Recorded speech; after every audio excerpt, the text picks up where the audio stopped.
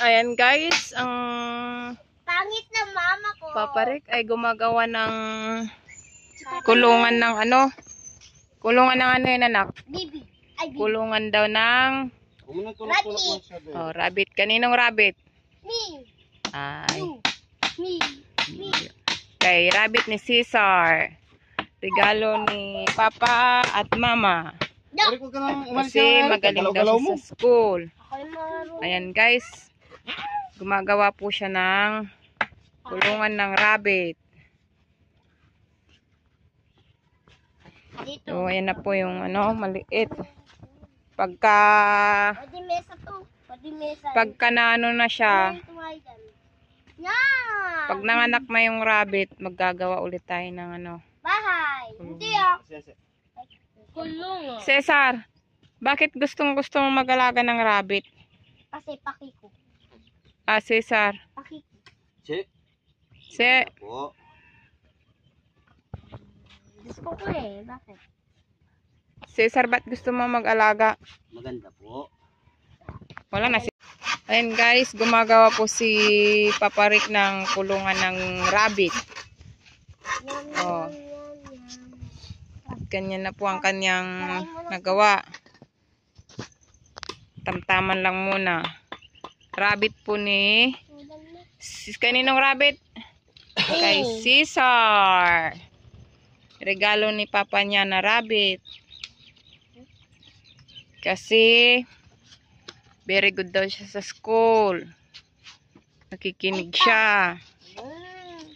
Kaya yung hiniling niyang regalo ay rabbit. Kaya si Papa niya ay gumawa ng kulungan ng rabbit. Hawakan mo nga doon anak. Tulungan mo si Papa mo. Bisa mo ah. Okay na? Hawakan mo, tumulong ka doon oh. Oh mga beshi.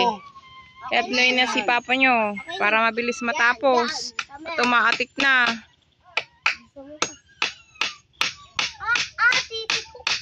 Huwag kang ano dyan Cesar. Lumayo ka. Hayaan mo lang. Ayan na, malapit nang matapos ang kulungan ng rabbit ni Cesar. Kaya mo muna, sa'yo mong ginagalaw dyan anak. Huwag kang ano anak, suportahan mo lang para hindi uuga.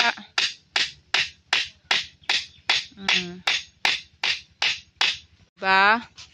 Tapos anong ikukuha mo dyan ay? Balik ko pa. Ang ganda, pwede na. Ano rin yan? Ayan. Ay, ito pa rin yung balik ko. Yung isa. Yung balik. Ewan anak, pag nalagyan ko ng brace yan.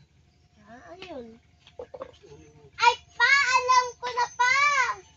Meron silang anak doon sa baba. Yung meron siyang madaming anak doon sa taas. Hindi na gagawa. So, anong masasabi mo Cesar kay Papa mo? Ay, kang papa. Ay, yung mama. Feel ka man ako. O, masaya ka na, happy ka na. Dahil mayroon ka ng rabbit. Marunong ka nga rin mag-alaga. Yes. Anong pinapakain mo sa rabbit mo ay? Madaon. Damo? Damo?